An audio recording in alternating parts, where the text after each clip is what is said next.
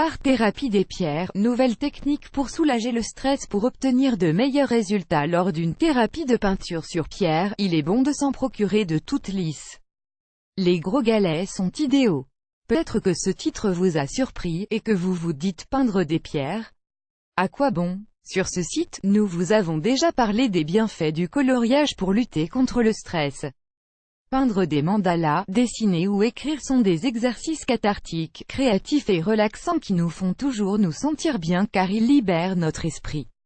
Nous nous entraînons, nous exerçons notre imagination, notre flexibilité mentale, nous concentrons notre attention et presque sans savoir comment, nous relativisons nos problèmes.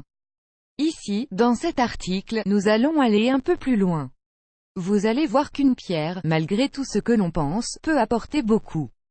Peindre des pierres peut être tout un univers de possibilités, de beauté et de fabuleux moments partagés avec soi-même et avec ses capacités artistiques. Nous vous proposons de découvrir cet entraînement amusant, cette nouvelle thérapie anti-stress. Peindre sur des pierres, un art qui vous fera du bien. Beaucoup de personnes peignent des pierres pendant qu'elles méditent, pendant qu'elles se plongent dans un profond état de relaxation ou qu'elles se connectent à elles-mêmes. Tout comme nous nous sommes habitués à colorier des mandalas où nous nous plongeons dans des mondes de cercles, aujourd'hui, nous allons utiliser une autre superficie, les pierres. Prenez note de ce dont vous avez besoin pour réaliser ces œuvres d'art et quelles sont les possibilités à votre portée. Ce dont vous avez besoin. Tout d'abord, il faut savoir que toutes les pierres ne fonctionnent pas. Nous avons besoin d'un type de peinture très particulier et de matériel adapté pour atteindre le résultat escompté. Prenez note de ce dont vous avez besoin et ne vous inquiétez pas, ce ne sera pas cher. Découvrez aussi 13 manières créatives de réutiliser les bouteilles en plastique chez soi. Toutes les pierres ne sont pas indiquées pour cela. Les experts de cet art utilisent généralement des pierres de rivière, des galets. Comme vous le savez, l'érosion de l'eau nous offre des roches à la superficie plane, idéales pour réaliser ces créations. Les peintures. Concernant la peinture, vous pouvez utiliser l'acrylique pour les superficies poreuses. De même, il est important de se procurer des surligneurs ou des feutres acryliques opaques. Ce que les enfants utilisent à l'école ne sont pas indiqués, car ils ne sont pas très intenses et s'effacent rapidement. Cependant, ceux qui sont opaques offrent des finitions parfaites sur les pierres et sont idéaux pour dessiner. Choisissez ceux qui ont une pointe fine, pas plus de 0,7 mm. Le vernis. Pour que les finitions soient parfaites, vous aurez besoin d'un vernis spécial.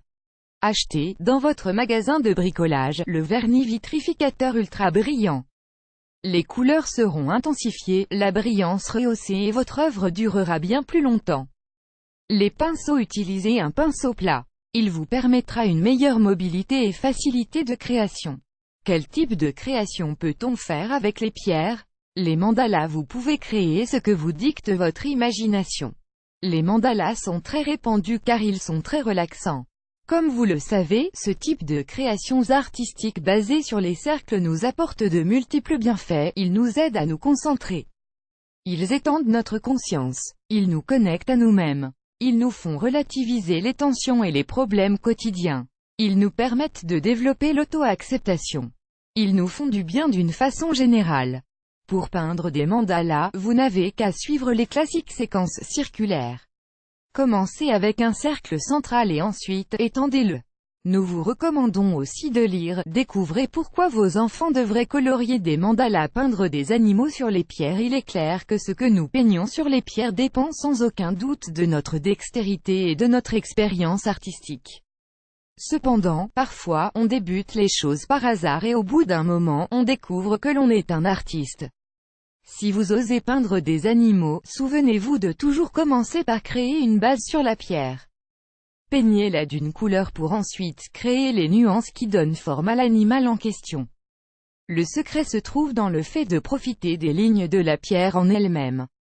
Les dessins amusants. Vous avez des milliers d'options, des milliers de possibilités. La seule limite, c'est votre imagination et la taille du galet.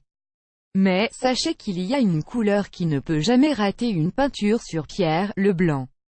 Parfois, il suffit de dessiner un soleil, un cœur ou une flèche et vous avez une création magnifique et originale.